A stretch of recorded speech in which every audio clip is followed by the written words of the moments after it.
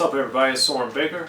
Amir Rahimi. And today on The Great Debaters, we're going to get naughty, taking you to some Naughty by Nature debates. Let's get ready.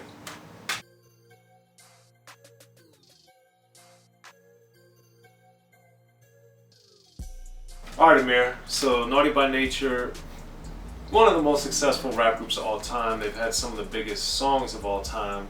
And that's what we're here to discuss and debate today. What are the 3 top singles of Naughty by Nature's career? So, of course, Naughty by Nature was out before they were Naughty by Nature. But as they became Naughty by Nature, they started crafting lots and lots and lots and lots of hits. The first being OPP, and that really jump-started their career and got them on the fast track to superstardom, which they were able to sustain for several years. And I think people underestimate, forget, don't realize all the big songs they did now that we're further and further away from that time. But that's why we're here today. So Amir, what's one of their singles that you think is one of the best singles?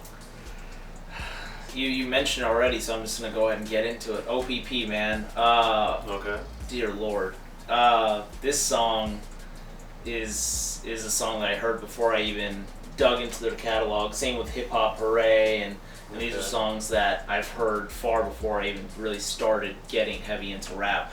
OPP, man. I love how he explicitly tells you what the phrase is about, in 2 different perspectives, and then he changed it to other people's property just for the universal term of it. The stories he has on this, man, are just great, about, just keep it confidential, and that's the one rule of OPP is like, you're kind of going behind someone's back, doing something dirty and cheating and whatever, but that's the one rule of OPP, you don't tell anyone. Right. And when that time comes, you gotta either choose the stairs or the stair window, as Stretch says, which I think is so funny. It's not something of catching feelings. It's something just that you keep on the DL. So I think that's very, very funny, and it also is very interesting because it's the '90s, very early '90s. So 91. When Tretch says, if she's given you the phone number to her brother's house or her friend's house or whatever, it's not a front, it's just because her boyfriend's at her house. So yeah, it's so funny because this is what people had to do, back then. Now it's social media and there's DMs and just all this stuff. So I think it's very time relevant, of what was going on. Yeah, man, and just Tretch, I think people still do that today, though. they Probably. They do. But, Tretch is, for someone who has, and like you said, for a group that has such big hits, it's crazy how underground Tretch still kept it with his flow, and he still kept very true to himself, even though he had big, big songs like that. And that sample, too. That sample was Little Jackson 5? interesting, and I think they did so well, I was not expecting that.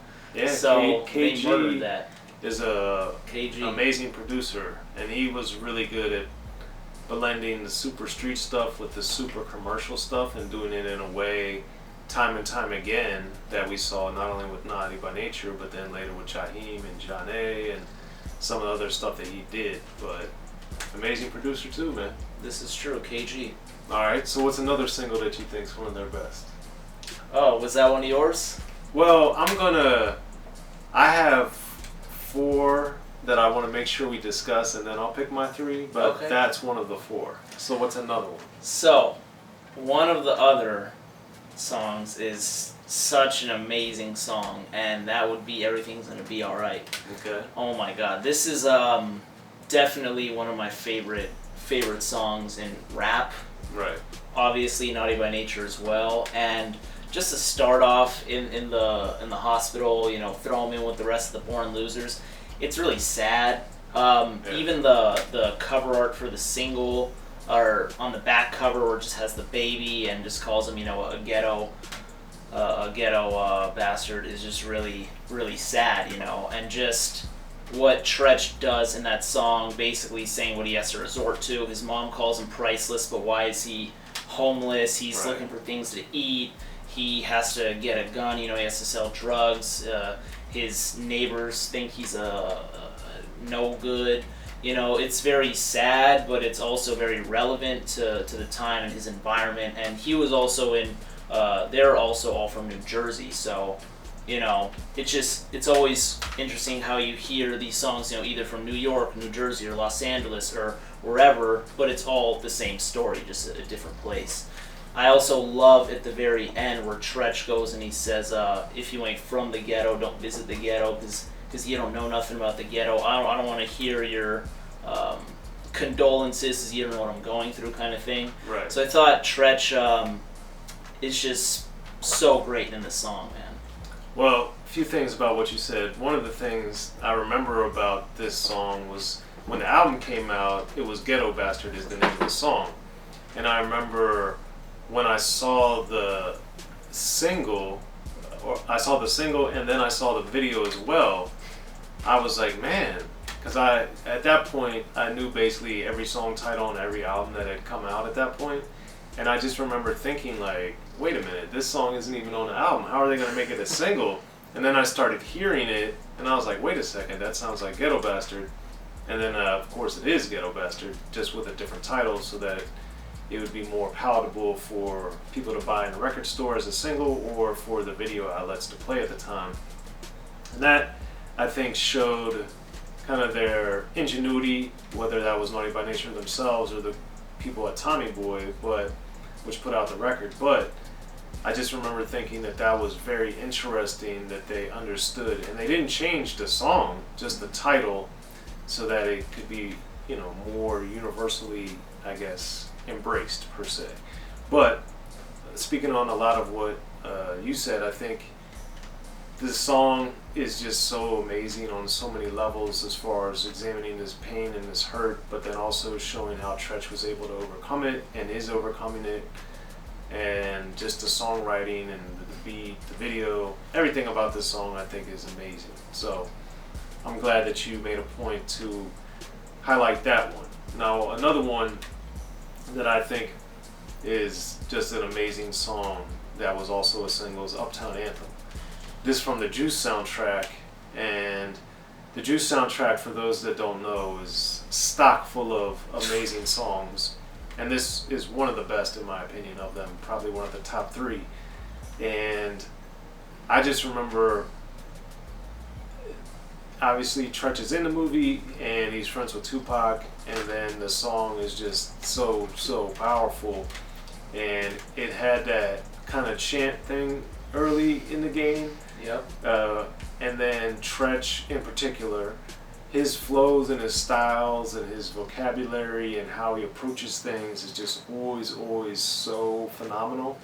And to be able to do it at such a high level on singles, like Uptown Anthem in particular, I think is amazing, because Tretch, I think, is one of the few rappers in the history of the game that was able to have these super intricate styles and flows and patterns on singles, and not only on singles, but singles that led to platinum singles or platinum albums or gold albums and gold singles, and to do it repeatedly. He's probably one of the most accomplished in that regard in all of rap history. And I think Uptown Anthem does that, and he was doing it on movie soundtracks, since it's from the Juice soundtrack. So, what did you think about Uptown Anthem? Bro, I'm happy you mentioned that, because that was right outside of my top 3. Okay. And it's so incredible. And just the, we're gonna stomp, we're gonna smash, you know, all that, like the anthem, and like they do with anthems, you know, like Hip Hop Hooray and OPP and whatever. It's fantastic. And yeah, Tretch being on the Juice soundtrack, having his friendship with Tupac and all that too. Uptown Anthem is one of those excellent songs. I'm happy they added it also as a bonus track or they added it on the later pressings of their first album, Naughty by Nature, I believe. So that's also very cool, and that probably helped their sales there too. There it is. So, what's another track, Amir? Okay, so it pains me not to pick a single from my personal favorite Naughty by Nature album, 1993. Okay. Which is also pretty hard to pick that, but it pains me not to choose something from there. But my third is going to be Feel Me Flow off of Poverty's Paradise. Okay. That is such a different song than the other ones I mentioned. In production, it's very more summery. More happy. Yeah, seriously. More happy, more of a summer vibe, pool vibes, you know. I can totally picture this coming out from a West Coast artist, not flow-wise, but just the mood of the track. Okay. I just love just the mood that puts me in. It's a very seasonal song. Whenever it's summer, that's going on. Whenever it's spring, that's going on. So just the whole mood it puts me in. Tretch also having shorter verses and then longer verses on the latter verses, also interesting. He's not following a structure, he's just going with it. KG's production, love it. And I wasn't completely expecting a song like that, I suppose. Okay. Mainly from production purposes, but the way Tretch just knocked it out the park, and just the chorus I also love. It's very easy to sing along to and vibe to, so I'm going to Feel Me Flow. Well, I'm going to take it back. Another song that I think is amazing is Hip Hop Hooray. I think the video was great. Spike Lee did that one. But then, I believe, just, again, Tretch is just so amazing. And the anthem, the beat, just the marriage of everything that Naughty by Nature had going on at that time was just, they were on a roll, literally and figuratively, because they were just churning out these anthems and these amazing songs where Tretch was delivering the highest form of lyricism and styles and doing it over super commercial leaning beats that still had edge. And Hip Hop Hooray was like that, and they, you know, referenced some of their old songs with Written on Your Kitten and all these different things. And it was just, I think, another great example of Tretch being able to make an anthem, make a song that showed his supreme lyrical gifts, and then also with KG delivering a beat that was very commercial leaning but still had enough edge to where when people heard it they wouldn't think it was whack. Sure. That's it was hard, man, picking three. Yeah, I mean, Naughty by Nature is super underrated, super talented, and had a lot of amazing music. So, Amir, what are your top three? So, OPP, Everything's Gonna Be Alright, and Feel Me Flow. For me, it's very hard because my four top would be OPP, Everything's Gonna Be Alright, Uptown Anthem, and Hip Hop Hooray. So if I had to lose one of those four, it'd be very difficult for me to decide. And I think, man, it's very difficult. But I'd probably have to say Hip Hop Hooray is probably number four. Because Everything's Gonna Be Alright, I think, is an amazing story and how he frames it. Uptown Anthem is probably my favorite feel of the music because of the energy and the style and the chants and all that type of stuff. And then OPP, I think, with the trying to figure it out, the double, triple, quadruple entendres, the way he explained it, the fact it was so innovative lyrically, conceptually, execution-wise, it was just phenomenal and remains phenomenal. And I think people have to realize, even though it's a hugely successful song, if you actually dissect it from top to bottom, it's phenomenal. So those are my three picks. Those are Amir's three picks. Let us know what you guys think. Hit us up in the comments section. We'll be sure to respond to you, whether that's on Rappin And Snackin or Unique Access. I'm Soren Baker. Amir Rahimi. The Great Debaters, Naughty by Nature. Let us know.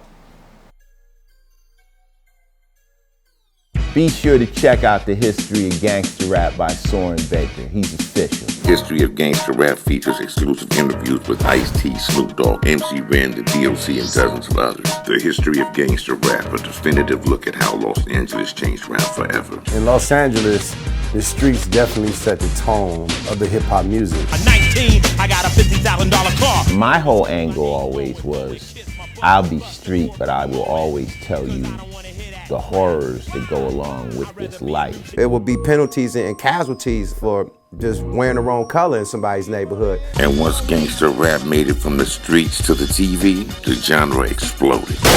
With Fab 5 on Yo MTV back with NWA. Yo MTV, it just catapulted us from being local heroes to national gangbang rappers. The history of gangster rap discusses it all from 1980 up till today. It's always gonna be shit happening in the streets. You know what I mean? So it's always gonna be something to talk about. The history of gangster rap in stores now.